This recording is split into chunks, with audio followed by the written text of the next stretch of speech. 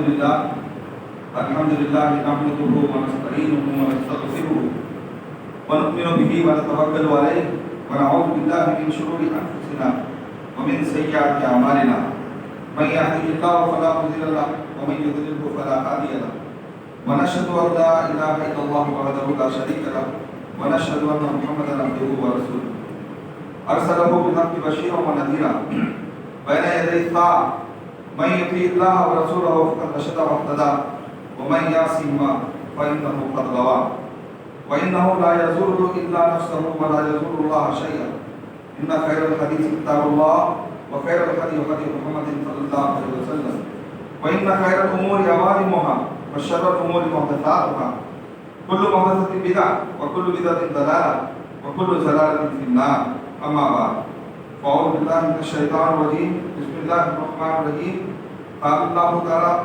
في كتابه المجيد يا أيها النبي إنا أرسلناك شاهدا ومبشرا ونذيرا وداعيا إلى الله بإذنه سراجا منيرا وقال في مقام آخر يا أيها الرسول بلغ ما أنزل إليك من ربك وإن لم تفعل فما بلغت رسالته والله يعصمك من الناس إن الله لا يهدي القوم الظالمين قوم الكافرين بارك الله لنا ولكم وفي القرآن العظيم واستغفر الله لي ولكم ولسائر المسلمين إنه تعالى جواد كريم مليك رؤوف رحيم.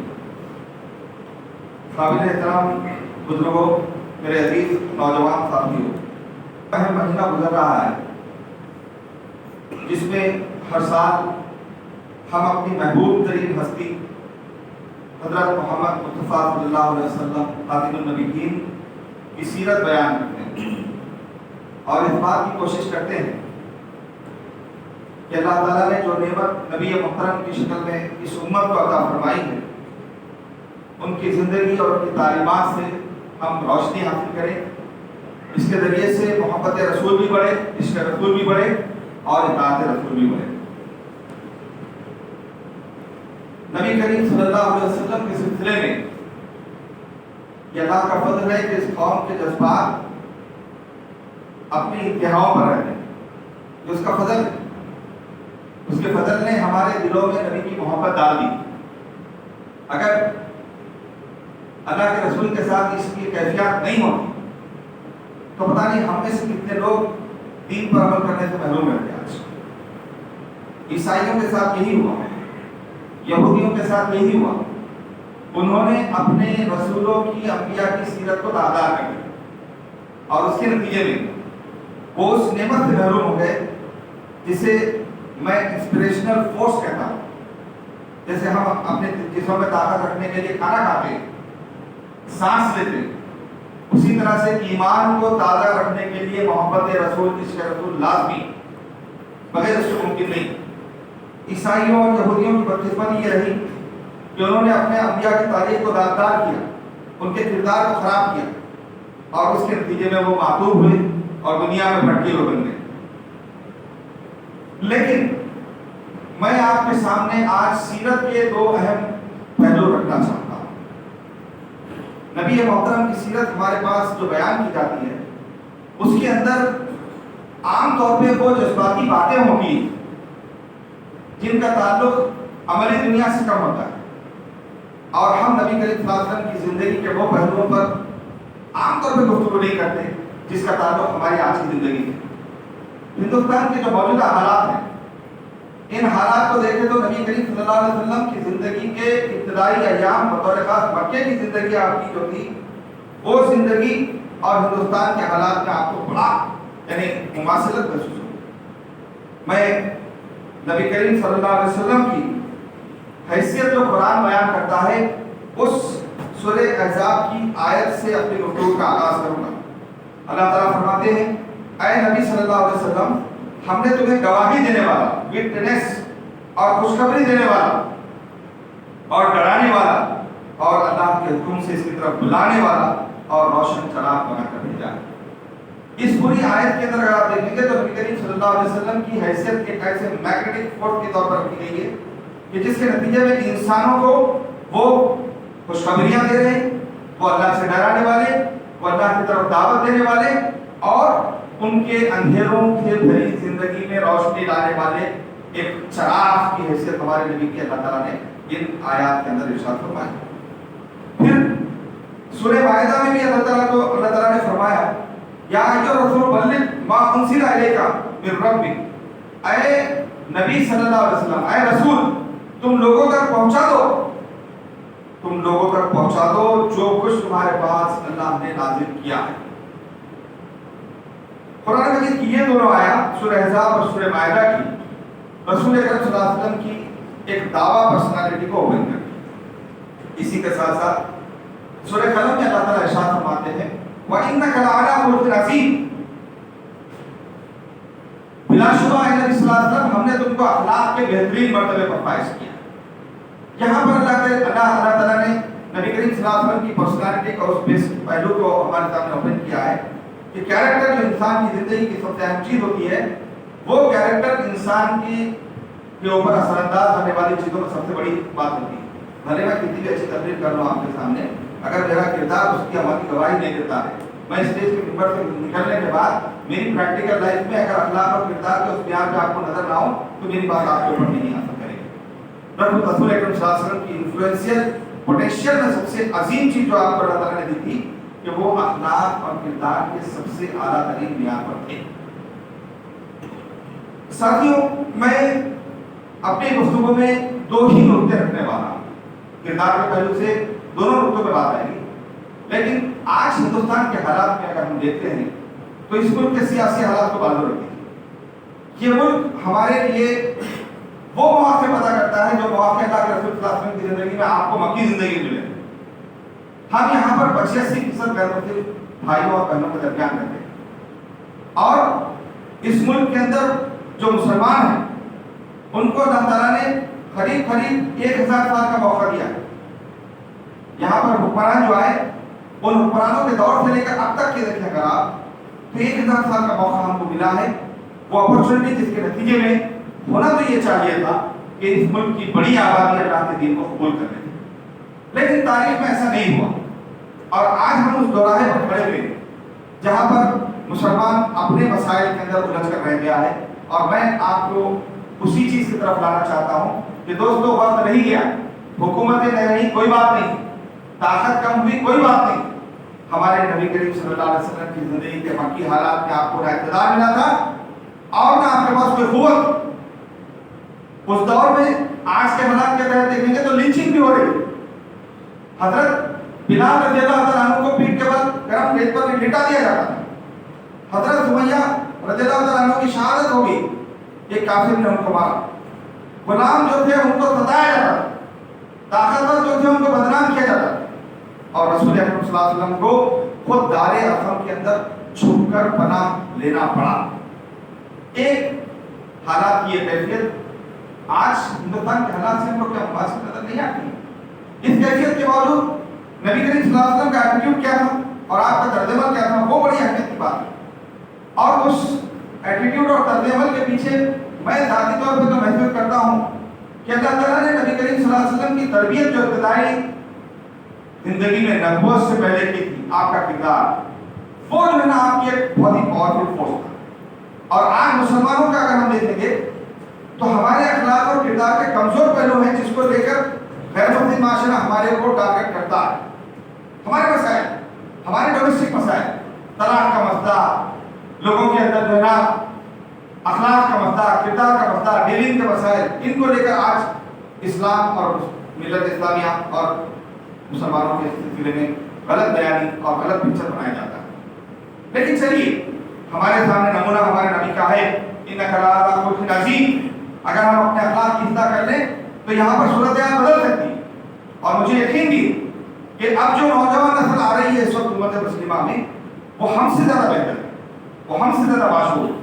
آج اس محفل میں بھی دیکھ لیجیے آپ کہ نوجوان لڑکوں کی تعداد زیادہ، مسجدیں آباد ہو رہی، ہم امید کر سکتے ہیں کہ یہ نوجوان نسل مستقبل میں وہ کام انجام دے جس کے نتیجے میں اسلام اور مسلمانوں کی تصویر جہاں پر اچھی بنے۔ یہ بہت بڑا کام ہے، پوری امت کا کام ہے کہ جو تصویر کو داغدار کیا گیا تھا، جو کیفیت آج سے 50 سال پہلے تھی اسلام اور مسلمانوں کی، اس کے مقابلے میں آج جو اسلام اور مسلمانوں کا پکچر بنا ہے، خاص طور پر کارپوریٹ سیکٹر میں کام کرنے والے بھائیوں کے درمیان اور سماج کے اندر کام کرنے والے نوجوان مرد و خواتین کے درمیان مسلمانوں کی جو امیجنگ ہے، وہ امیج کو کلیئر کرنا اور ہماری بات پر سننے کے لیے لوگوں کو آمادہ کرنا، یہ بہت بڑا کام ہے اور نبی محترم حضرت محمد صلی اللہ علیہ وسلم نے یہ کام انجام دیا ہے۔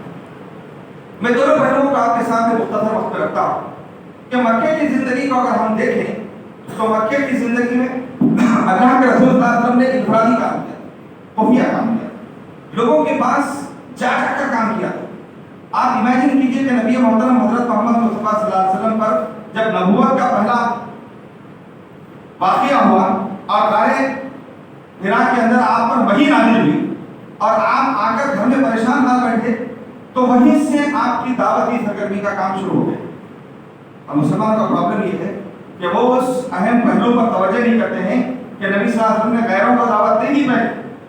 اسلام اور اسلام کی حقانیت کا پہلا میسج اگر نبی کریم صلی اللہ علیہ وسلم نے کسی کو دیا تو وہ اپنے سب سے محبوب ہستی چہیتی بیوی کو دیا، حضرت خدیجہ الکبریٰ رضی اللہ تعالیٰ عنہ۔ اور خدیجہ الکبریٰ رضی اللہ تعالیٰ عنہ کو ایسے لگتا ہے کہ اللہ تعالیٰ نے حضور اکرم کے لیے تیار کیا اور وہ ایک پاورفل یعنی سپورٹ کے طور پر ہمارے سامنے آتے ہیں۔ وہ الفاظ یاد کیجیے، آپ خدیجہ الکبریٰ رضی اللہ تعالیٰ عنہ کہتے ہیں اے اللہ کے رسول، آپ لوگوں کی مدد کرتے ہیں، غریبوں کی مدد کرتے ہیں، مجبوروں کا سہارا بنتے ہیں، مسیحا بنتے ہیں، اللہ آپ کو ضائع نہیں کرے گا۔ یہ جو دعوت کا پہلا مرحلہ ہے اپنے گھر میں اعتماد کے ساتھ ہر انسان انجام دے سکتا ہے۔ دنیا کی کسی بھی مقام پہ آپ جا کر لوگوں کو اسلام کی بات سمجھانے کی بات کریں گے تو وہ سیکنڈری بات، لیکن اپنی بیوی، اپنے بھائی، اپنے بیٹے، اپنے باپ، اپنے چچا، اپنے رشتے دار، ان کے سامنے دین کی بات کرنا یہ بہت بڑی بات ہے۔ یہ اسی وقت ممکن ہے جب ہم اپنے خاندان میں، اپنے گھر میں ڈومیسٹکلی مقبول ہوں۔ اللہ کے رسول صلی اللہ علیہ وسلم اپنے گھر میں بہت مقبول تھے۔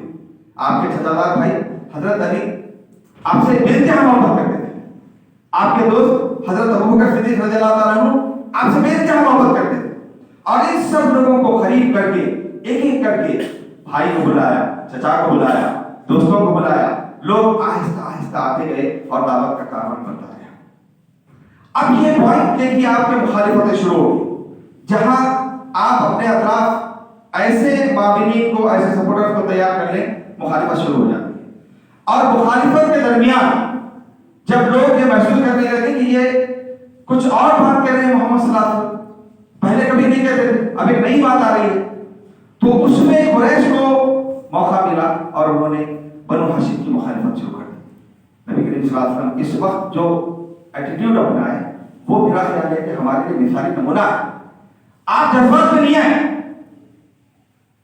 آپ انتہا پسند نہیں بنے، ریئیکٹ نہیں کرے، مایوسی کا شکار نہیں ہوئے، ڈیفنس کرنے نہیں لگے، بلکہ اس موقع پر اللہ کے رسول صلی اللہ علیہ وسلم نے اسٹریٹجیز بنائی۔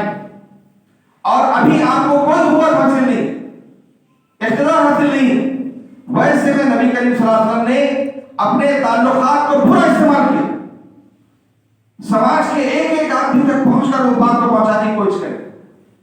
مکے کی آبادی ایسی تھی کہ کعبۃ اللہ کے طواف کے لیے قبائل آتے تھے، اور جنون نبی کریم صلی اللہ علیہ وسلم کا ایسا تھا کہ گھر میں کھانے پر بیٹھے ہوئے رات میں اچانک گھنٹیوں کی آواز آ گئی، اٹھ گئے، لوگ بات سننے نہیں لگے، روکنے والے روکنے لگے۔ لیکن جب مخالفتیں بڑھتی ہے تو دوستو اپرچونٹیز وہیں پیدا ہوتی ہیں۔ ایسے ہی حالات میں ہمارے پاس وہ صحابہ کرام رضوان اللہ تعالیٰ علیہم نے اسلام قبول کیا جو وقت کے ڈاکو تھے، انہوں نے اسلام قبول کر لیا، جو وقت کے ٹائگر تھے، اس بستی کے اندر اپنا انفلوئنس رکھتے تھے، ایسے لوگ آہستہ آہستہ اسلام قبول کرنے لگے۔ حضرت ابوبکر صدیق رضی اللہ تعالیٰ عنہ کی ایک سنجیدہ سپورٹ آپ کو حاصل تھی، لیکن آپ وہ طرف محسوس کیجئے کہ نبی کریم صلی اللہ علیہ وسلم بے چین ہیں، مضطرب ہیں، اور چاہتے ہیں کہ کمزور مطابق کا یہ چھوٹا سا چراغ جو جل رہا ہے، اس چراغ کو اللہ مضبوطی دے دے۔ کس سے دے؟ کبھی ہم دعا کریں ایسی، کبھی اپنے ساتھیوں میں ہم نے دعا کی ایسی، اے اللہ مجھے عمرو بن حشام یا عمر بن الخطاب ان دونوں میں سے ایک عطا فرما۔ عمرو بن حشام ابو جہل کا نام تھا، जाहिलियत का सबसे बड़ा इमाम और नबी दुआ कर रहे हैं उसके लिए। उमर बिन खत्ताब वो मजबूत आदमी कि जिनके सामने कोई आदमी अपनी जबान खोलने के लिए तैयार नहीं करता, तलवार के हिसाब करते थे। ये है दाई का वो ख्वाब कि मेरे महल्ले में मैं अपने दीन की दावत करने के लिए अल्लाह मुझे मजबूत साथी अता फरमा। वक्त के बदमाश को भी अल्लाह ताला अगर तौफीक दे दे तो इस्लाम का एक अलमदार बन सकता है। This is called as strategy. और नबी की दुआ कबूल हो गई और हजरत उमर बिन खत्ताब रज़ियल्लाहु ताला अन्हु इस्लाम कबूल कर लिए। हजरत उमर के इस्लाम कबूल करने के बाद कैफियत बदल गई। आपने अपने इब्तिदाई दौर में नबूवत से पहले जिन लोगों के साथ मिलकर ग्रुप वर्क किया था वो पूरे काम को समेटने लगे।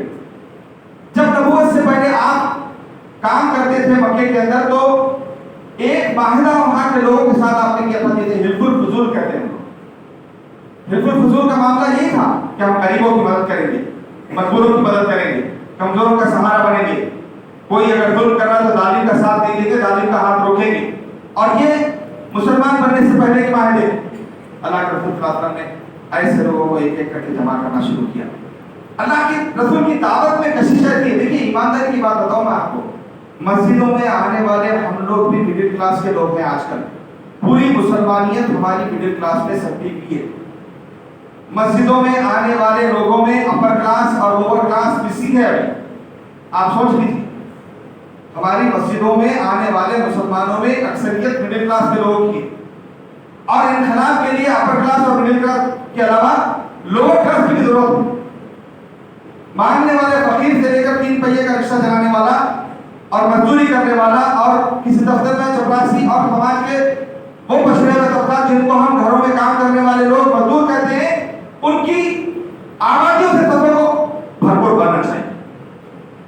और समाज के बाद सब लोग वक्त के जिम्मेदार, एक दूसरे पर असर रखने वाले लोग, ऐसे लोग जिनके पीछे 100-50 लोग मौजूद हो, वैसे लोगों को भी इस सबों के अंदर आना चाहिए। और नबी करीम सल्लल्लाहु अलैहि वसल्लम ने अपनी दावा स्ट्रेटेजी में इसको रखा था। आपको मालूम है, मैं दलील देता हूँ छोटी सी। सूरह अबस नाज़िल हुआ। सूरह अबस जिस वक्त नाज़िल हुआ उस वक्त एक नाबिना सहाबी आए थे और अल्लाह के रसूल सल्लल्लाहु अलैहि वसल्लम के सामने खड़े रहकर उन्होंने कहा था कि मेरी बात सुनो। और नबी करीम सल्लल्लाहु अलैहि वसल्लम उस वक्त एक अहम मीटिंग में थे, थोड़ा सा उन्होंने नजरअंदाज किया और सूरह अबस नाज़िल हो गई। अबस व तवल्ला अन जाअहुल अमा, कि तुमने नजरअंदाज किया, तुमने मुंह मोड़ लिया जब एक अंधा तुम्हारे पास आया था। और अल्लाह फरमाता है क्या तुम्हें मालूम नहीं कि अल्लाह अगर तौफीक दे तो वो अंधा इस्लाम कबूल कर ले और इस्लाम का सिपाही बने। कमजोर पछड़े हुए तबका का सपोर्ट अल्लाह ताला फरमाने। दूसरी तरफ वो वाकया क्या था, उस वक्त समाज के 62 लोगों के अंदर नबी करीम सल्लल्लाहु अलैहि वसल्लम बैठकर उनको इस्लाम की दावत समझा रहे थे। वो वीआईपी सीट थी, अल्लाह ने उससे मना नहीं किया, लेकिन ये तवज्जो दिलाई कि तुम्हें पछड़े हुए तबका पर भी तवज्जो रखनी है, तुम्हें अपने अच्छे लोगों पर तवज्जो रखनी है। मेरे भी साथियों, ये स्ट्रेटजी का नतीजा ये हुआ कि वक्त के बाद सब लोग एक एक करके अल्लाह के रसूल सल्लल्लाहु अलैहि वसल्लम के साथ जुड़ने लगे। हजरत अब्दुल्लाह इब्न अब्बास आए, कोशिश की अबू तालिब के लिए भी। अबू तालिब तो नहीं आ सके, लेकिन अली बिन अबी तालिब आपका हाथ बन गए, उस्मान बिन अफ्फान आपका हाथ बन गए रज़ियल्लाहु अन्हु। हजरत अली और हजरत उस्मान की यानी कबूलियत इस्लाम से 2 बड़े काम हुए। हजरत अली फिजिकल पावर वाले आदमी थे, इल्म के आदमी थे। हजरत उस्मान माली खबर रखने वाले आदमी, उस समाज के ताजिर। मैं आपसे ये कहता हूं कि अगर आज हिंदुस्तान के इस माशरे के अंदर अगर सीरत का ये पैगाम हमारे दिलों के अंदर, हमारे दिलों के तार को अगर नहीं झुझोड़ रहा है तो फिर हम कहें कि जिंदगी बसर कर रहे हैं। हमारे मोहब्बत के दावे कहाँ हैं? हमारे आंखों से कभी हमारे गैर मुस्लिमों के लिए जो है आंसू टपके क्या? हम उन्हें क्या हैसियत देते? हमारा नबी उनको हैसियत देता था एक मधु की, हमारा नबी उनको हैसियत देता था एक टारगेट। वो गैर मुस्लिम उनके लिए वर्क प्लेन थे। इस मुल्क के अंदर 85% मुसलमान में रहते लोग तो, और फैसिस्ट फोर्सों की 70% कोशिश, 70 साल की कोशिश के नतीजे में उनको सिर्फ 32 से 34% वोट हासिल हुए। आज बीजेपी यहाँ पर अगर हुकूमत पर है तो 32 से 34% वोटों के साथ है। 70 साल की मेहनत में वो हिंदुस्तान के अंदर बहुत कुछ कर ले सकते थे। یہ اس بات کا ثبوت ہے کہ یہاں کے غیر مسلم آبادی کا تقریباً 50% سے زیادہ حصہ ایسا دل میں نرمی رکھتا ہے کہ مسلمانوں کے بارے میں ان کے درمیان بوجھ نہیں. یہ بات ہم کو ماننا پڑے گا. ہمیں غیر مسلم بھائیوں کے ذریعے یہ جذبہ ہم کو رکھنا پڑے گا کہ وہ تو ہمارے لیے دعوت کا ایک اہم سورس ہے اور اس کے لیے اسٹریٹجیز بنانا پڑے گا کہ ہم ان کے اندر کیسا جو دعوت کو بیان کریں. نبی کریم صلی اللہ علیہ وسلم کے پاس وہ صفا تھا, وہاں چڑھ کر تشریف کی. نبی صلی اللہ علیہ وسلم کے پاس قافلوں کی آمد تھی, وہاں جا کر تشریف کی. نبی صلی اللہ علیہ وسلم کے پاس ایک ایک سے ملنے کا پروگرام تھا, وہاں جا کر کام کیا. 21ویں صدی میں مسلمانوں کو اس وقت ہندوستان کے اندر جو ذرائع وسائل حاصل ہے, اس کے بعد اگر دعوت کا یہ کام ہم نہیں کر رہے ہیں تو ہم کوئی منہ لے کر اللہ کے رسول صلی اللہ علیہ وسلم کے سامنے آ کر کھڑے نہیں سکتے. اس لیے کہ آج کمیونیکیشن کے وہ ذرائع ہمارے ہاتھ میں ہیں جس نے سوشل میڈیا کی شکل میں نعمت آپ کو دے دی. مجھے بتائیے ہمارے بچے اور ہم خود اور ہماری عورتیں اس سوشل میڈیا کا استعمال کیا کر رہے ہیں؟ اپنے انٹرٹینمنٹ کے لیے, چیٹنگ کے لیے, وقت گزارنے کے لیے, رات کی نیند کو خراب کرنے کے لیے. اور یہ سوچتے رہتے ہیں جس پر کوئی پرابلم آنے والا نہیں, کوئی آپ کو روکنے والا نہیں. دین کی بات پہلے اگر آپ جانیں تو اس کے بعد سوشل میڈیا کے ذریعے سے دنیا کو بتا سکتے ہیں. آپ جس اسٹائل میں بنا سکتے ہیں بنائیں. آپ اچھا سا نغمہ تیار کر کے دین کی دعوت دے سکتے ہیں. آپ اچھا سا پلے تیار کر کے دین کی دعوت دے سکتے ہیں. آج کے زمانے میں ایک چھوٹی سی ریل تیار کر کے آپ دین کی دعوت دے سکتے ہیں. آج کے زمانے میں چھوٹی سی ویڈیو کلپ تیار کر کے آپ دین کی دعوت دے سکتے ہیں. آپ کے اس ورنگل شہر کے اندر ورنگل وائنس کے نام سے بچے کروڑوں نہیں ملینز کی تعداد میں لائکس کو لے رہے ہیں. لیکن کیا ہمارے نوجوان انجینئر اور نوجوان آئی ٹی کے لوگ اور نوجوان اسٹوڈنٹس کے دلوں میں یہ خیال نہیں آتا ہے کہ اسلام کا تعارف غیر مسلم بھائیوں کے لیے ویسی طرح سے ہم کو کرانا ہے جیسا نبی کریم صلی اللہ علیہ وسلم کر رہے ہیں؟ دوستو, اللہ کے رسول کی یہ زندگی کا انڈیویجول پہلو تھا جو میں نے آپ کے سامنے رکھا. مدینے میں پہنچنے کے بعد بہت بڑے بڑے کام کیے آپ نے, وہ بات کی بات ہے. لیکن یہ کمزور دور میں جب کہ آپ کے ساتھیوں کو مارا جا رہا تھا, پیٹا جا رہا تھا, لنچنگ ہو رہی تھی, شعبہ ابی طالب پہ قید کر دیا گیا تھا اور ہجرت پہ مجبور ہونا پڑا تھا کہ رسول اللہ صلی اللہ علیہ وسلم کو, ان حالات میں دعوت کا یہ جنون تھا جس کے نتیجے میں 313 صحابہ تیار ہوئے. جنگ بدر کے بعد 313 صحابہ کو ٹیم تیار ہوئی. اسٹریٹجی اس نے کیا. مکے سے مایوس ہوئے تو اپنے ریپرزینٹیٹیو کو مدینے بھیجا. حضرت مصعب بن عمیر رضی اللہ تعالیٰ عنہ کو ٹاسک کیا. ایک سال کے اندر مصعب بن عمیر رضی اللہ تعالیٰ عنہ نے اوس اور خزرج کے 70 لوگوں کو مسلمان کیا. اللہ کے رسول کے ہاتھ میں 70 لوگ اسلام قبول کرے. یہاں کی آبادیوں میں چھوٹے چھوٹے گاؤں ورنگل کے اطراف میں کیا آپ کے دلوں کے اندر کبھی نہیں آتا ہے کہ ہم ان تک جائیں اور اللہ کے دین کی دعوت کو پہنچائیں؟ کھاٹیاں نہیں پہنچ رہے ہیں, فاسٹ صوبت کے لوگ پہنچ رہے ہیں, RSS کے لوگ پہنچ رہے ہیں. اگر نہیں پہنچ رہے تو ہم نہیں پہنچ رہے ہیں. دین کا پیغام لے کر ان لوگوں تک جانا اور ان کو دین کی طرف لانا. ہم تو اختلاف میں پڑے ہوئے ہیں, ہم تو انتشار میں پڑے ہوئے ہیں. یہ وہ پہلو ہے دعوت کا جو آج سیرت کے اس موقع پر میں آپ کے سامنے رکھنا چاہتا ہوں. دوسرا پہلو 2-3 منٹ پر ہوگا لیکن بہت اہم بات ہے. نبی کریم صلی اللہ علیہ وسلم نے دعوت کے کام کے ساتھ ساتھ وہ عظیم کارنامہ انجام دیا جس کو دیکھ کر دنیا آج تک حیران. ہم نبی کریم صلی اللہ علیہ وسلم کا تعارف مذہبی اور دینی اعتبار سے دنیا کو کراتے ہیں نا. آپ دائی تھے, آپ مجاہد تھے, آپ جناب آپ نے جہاد کیا, آپ نے فلاح کیا اور آپ ایک وقت کے حکمران بنے, صحابہ کرام سے دین تیار کی. یہ تعارف دینی تعارف. لیکن میں آپ کو بتاؤں کہ جہاد بالسیف اللہ کے رسول صلی اللہ علیہ وسلم نے جو کیا وہ دنیا کی تاریخ سے کا سب سے کم خون بہانے والا انقلاب ہے. سب سے کم خون بہا. کہیں بھی ریولوشن آ جائے دنیا میں لاکھوں لوگوں پر کارپیٹ بمبنگ کی جاتی ہے. آج دیکھیں کیا ریولوشن آیا, لاکھوں لوگ مر جاتے ہیں. لیکن نبی کریم صلی اللہ علیہ وسلم کے زمانے میں جو انقلاب آپ نے لایا, جنگیں آپ نے مجبوراً کی. اور جب ہجرت کیے تو پہلی مسجد جو مسجد قباء تعمیر ہو رہی تھی اس کے ساتھ آپ نے ایک چبوترا بنا دیا, مسجد صفا, جو بعد میں مدینہ منورہ میں منتقل ہو کر اس مسجد نبوی کے پاس چلا گیا جو آج بڑی عظیم الشان مسجد نبوی کی شکل میں ہمارے پاس موجود ہے. اب آپ سوال پیدا ہوتا کہ نماز کی طرف دعوت دینے والے نبی انہوں نے صفا کا چبوترا کیوں بنایا؟ آپ کو معلوم قریباً 800 صحابہ نے وہاں سے لرننگ اور اقتصاد حاصل کی, سیکھی. ابتدائی دور میں ہم سمجھتے ہیں کہ خالی دین کی تعلیم ہو رہی تھی اور دعوت ہو رہی تھی. نہیں, اس وقت کی زبانیں سی وہ نبی کریم صلی اللہ علیہ وسلم مسجدیں ایسی 17 مسجدوں میں ایسے لرننگ سینٹر قائم کیے جیسے آج کل ہمارے پاس اوپن لرننگ سسٹم یا ڈسٹینس ایجوکیشن کے لرننگ سینٹر ہوتے ہیں. 17 مسجدوں کے اندر ایسا نظام تھا. آپ صلی اللہ علیہ وسلم نے لوگوں کے پاس قبائل میں بھیج کر جو ہے نا ریسورس پرسن کی حیثیت میں لوگوں کو تیار کیا. حضرت خبیب رضی اللہ تعالیٰ عنہ کی شہادت ایسے ہی ایک سفر پہ تو ہوئی تھی. وہ ایک ریسورس پرسن کی حیثیت سے جا رہے تھے لیکن ان کو لوگوں نے پکڑ کر شہید کر دیا تھا. ہم یہ بھول جاتے ہیں. دوسری طرف جنگ ہوئی جنگ بدر, تو جنگ بدر کا قیدیوں کا فدیہ, حیرت کریں گے آپ کہ غیر مسلموں سے کہا گیا کہ تم مدینے کے بچوں کو پڑھاؤ اور یہی تمہارا فدیہ. 4-5 فدیے کی شکلوں میں ایک فدیے کی شکل یہ بھی. سوچیے آپ کہ ان کافر قیدیوں کے پاس کون سا علم تھا جو اللہ کے رسول صلی اللہ علیہ وسلم مسلمانوں کی طرف شریف کرنا چاہتے. ایک طرف نبی صلی اللہ علیہ وسلم کی یہ ورڈ تھی, دوسری طرف قرآن مجید کی پہلی وحی نازل ہوتی ہے اقرأ باسم ربک الذی خلق خلق الانسان من علق.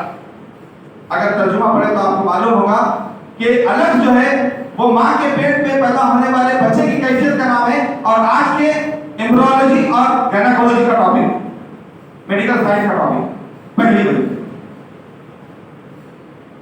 حل یستوی الذین یعلمون والذین لا یعلمون, قرآن کے اندر علم اور جہالت کے درمیان فرق نازل ہو رہا ہے.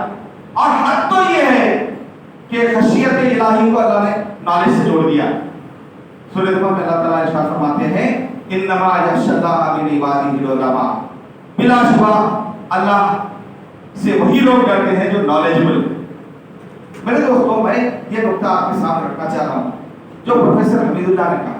پروفیسر حمید اللہ کہتے ہیں کہ 20ویں صدی کا جو علم اس وقت ہم کو نظر آتا ہے, تعلیمی دور اس وقت جو نظر آتا ہے, انقلاب جو نظر آتا ہے, اس کے بانی نبی کریم صلی اللہ علیہ وسلم. آپ صلی اللہ علیہ وسلم نے صرف دینی علم پر باتوں کو جو ختم نہیں کیا تھا. اس وقت تو دینی اور دنیاوی علم کی تقسیم ہی نہیں. مدینہ جب پہنچے تھے تو صرف 16-17 لوگ تھے جن کو لکھنا آتا تھا, اور ایک سال کے اندر نبی صلی اللہ علیہ وسلم نے وہاں کے لوگوں کو اتنا لٹریٹ کر دیا تھا کہ وہ آیت نازل ہوئی کہ جب تم آپس میں معاہدہ کرو تو لکھ لیا کرو. آپ سوچو نا, جن کو لکھنا نہیں آتا ان کو اللہ تعالیٰ بولے گے کہ لکھ لیا کرو. یعنی ایک سال میں تمام مدینے کا معاشرہ ایسا بن گیا تھا کہ لوگ لکھنے پڑھنے سے واقف ہو گئے تھے.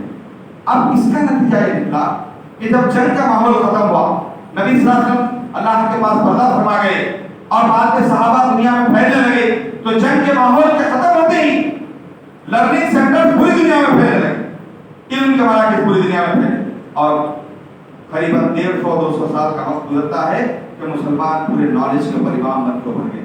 سائنسدان وہاں سے نکلے اور فلاسفرز وہاں سے نکلے, پولیسینا آیا, رازی آیا, کارنبی آیا, اور بے شمار وہ سائنسدان آئے جنہوں نے دنیا کے آج کے 21ویں صدی کے میڈیکل سائنس اور ٹیکنالوجی پر اثر کیا. کمپیوٹر سائنس والے یہ یاد رکھ لیں کہ آج آپ کے اگر سافٹ ویئر لکھے جا رہے ہیں الگورتھم کے بغیر نہیں لکھے جا سکتے, اور یہ الگورتھم کا نام الخوارزمی سے آیا. اس نے لاجیکل ٹیکنیک دی تھی جو آج آپ کے جو ہے نا آئی سی ٹی اور انفارمیشن کمیونیکیشن ٹیکنالوجی کی بنیاد ہے. کہ دنیا کے اندر علمی انقلاب لائے ہمارے نبی. کبھی ہم بولتے غیر مسلموں کو, ہم کبھی تعارف کراتے کہ آج کی جو کرنٹ کنٹمپریری نالج ہے اس کے انیشیٹر آپ سے بولو.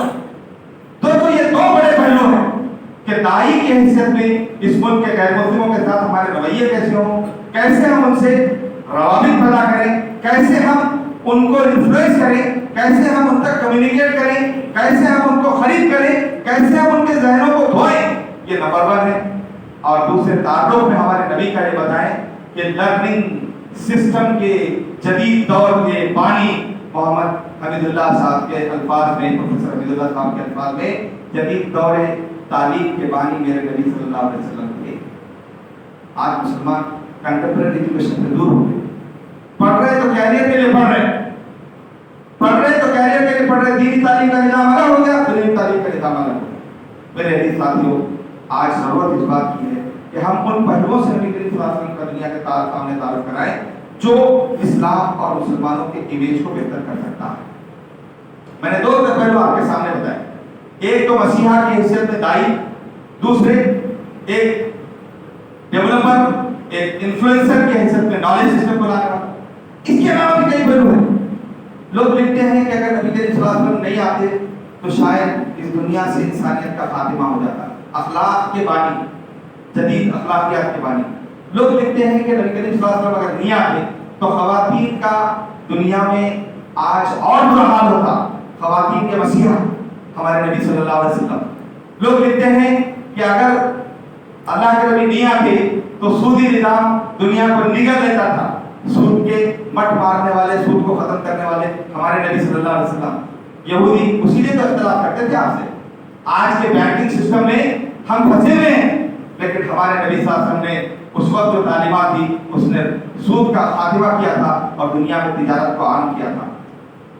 تجارت کے جذبے کو فروغ دینے والے میرے نبی، نبوت سے پہلے بھی تجارت، نبوت کے بعد بھی تجارت. اور ہمارے نوجوان پریشان کہ کیا کریں. آج ہمارے نوجوان پڑھنے کے بعد نوکری کے اوپر زیادہ توجہ، جبکہ ان کو حدیث بتاتی ہے کہ 9 حصے اللہ نے رزق کے تجارت کے اندر دیے ہیں. میرے عزیز ساتھیوں، کہنے کو بہت ہے. میں اس موقع پر صرف یہی پیغام آپ کو دینا چاہتا ہوں کہ اگر آج نبی کریم صلی اللہ علیہ وسلم کا ان حیثیتوں سے الگ ہم تعارف ہمارے لوگوں کے سامنے کریں اور سوشل میڈیا اور ٹیکنالوجی کا استعمال کرتے ہوئے پراپر انفلوئنسنگ کریں، تو میرے نوجوان بھائیوں، نوجوان بیٹوں، نوجوان بچوں، تم لوگ اس سے خلاف کے دائی بن. ہماری عمر کے لوگوں کے لیے مشکل ہے. تم اپنے کمروں میں بیٹھ کر اسلامی انقلاب کی بنیاد بن سکتے. تم اپنے کمرے میں بیٹھ کر تم کسی پنڈورا باکس کو جسے ہم وقت گزاری کے لیے استعمال کر رہے ہیں، موبائل کی شکل میں، اسمارٹ فون کی شکل میں، آج یہ دعوت کا وہ اہم ٹول ہے، وہ انفلوئنسنگ ٹول جو اللہ نے ہمیں دیا ہے. میرے پیارے بیٹوں، میرے پیارے بھائیوں، میرے عزیز نوجوان ساتھیوں، میں اپیل کرتا ہوں آپ سے کہ اپنی نالج کو اسلام کے فروغ کے لیے استعمال کرنے کے لیے آپ اپنے انوویشن سے سوچیں، آپ اپنے کریٹیوٹی سے سوچیں. اللہ نئی رائے دے گا. نبی کی محبت کے نئے تقاضے پورے ہوں گے. اس کے رسول کے نئے راستے ہمارے سامنے نکلیں گے. نبی صلی اللہ علیہ وسلم کا نئے طریقے سے انسانوں کے سامنے تعارف آئے گا. یہ چند محدود ذرائع سے ہم جو سلام اور نعت کی شکل میں پڑھ رہے ہیں ضرور ایک تعارف آ رہا ہے، لیکن اس سے بڑھ کر بھی دنیا میں نبی کریم صلی اللہ علیہ وسلم کا مختلف حیثیت سے تعارف کرانا اور اسلام اور مسلمانوں کے تئیں جو بوجھ اس وقت لوگوں نے ذہنوں میں بھرا ہے اسے دور کرنا، یہ آج کے ملت کی ضرورت ہے. اللہ تعالیٰ ہم سب کو عمل کی توفیق عطا فرمائے. باقی دعوانا الحمدللہ رب العالمین.